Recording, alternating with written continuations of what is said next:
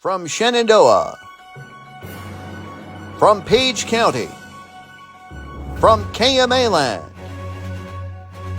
this is KMA News Headlines. Good afternoon, I'm Mike Peterson with the latest from the KMA newsroom on this Monday afternoon. After a relatively quiet winter thus far, some idle KMA land snowplows may finally get some action.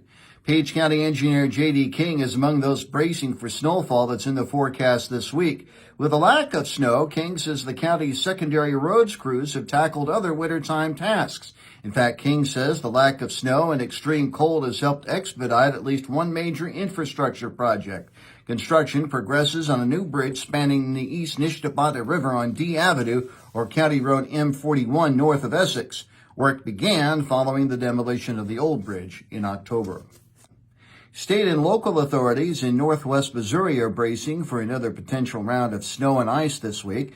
The National Weather Service office in Kansas City issued a winter storm watch for all of northwest Missouri beginning tomorrow night and running through Wednesday afternoon.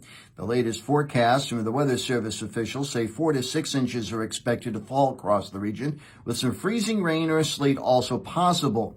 The Missouri State Highway Patrol is among the agencies getting the word out about the potentially dangerous driving conditions.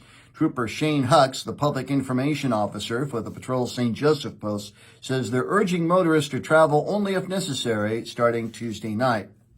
At least 2 public hearings dot the Shenandoah City Council's agenda tomorrow night. Meeting at 6 p.m. at Shenandoah City Hall, the council holds a public hearing for an amendment to the city's parking ordinances that would prohibit large vehicles or trailers from being marked in city parking lots. In a recent interview on KMA's Morning Line program, Shenandoah Mayor Roger McQueen says trailers are taking up too much space in more than one city lot. What this is looking at is like real large trailers coming in and utilizing quite a few of the parking spots that's in the city parking lots.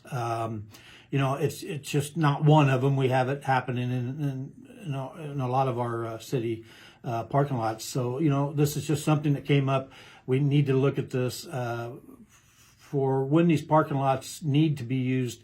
We're not going to be able to put 6 cars in there if there's a long trailer in there.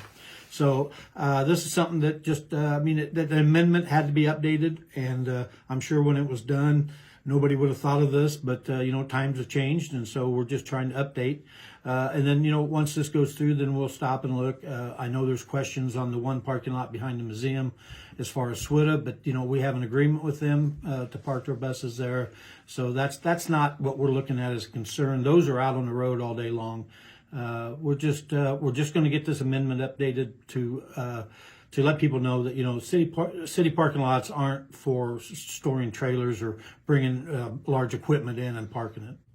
Also on the agenda is a public hearing on the proposed rezoning of Palm Avenue from Residence District Multiple Family to Light Industrial and approval of a purchase agreement for Shenandoah's new National Guard Armory.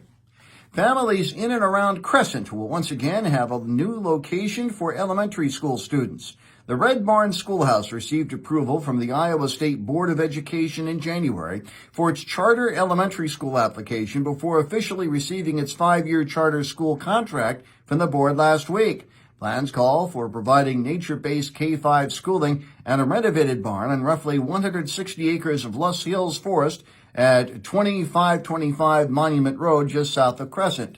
Matthew Brooks is one of the founding members of the Crescent Community School Alliance. He told KMA News ever since the Council Bluffs School Board opted to close the Crescent Elementary School in 2023, efforts have been underway to provide families with another option.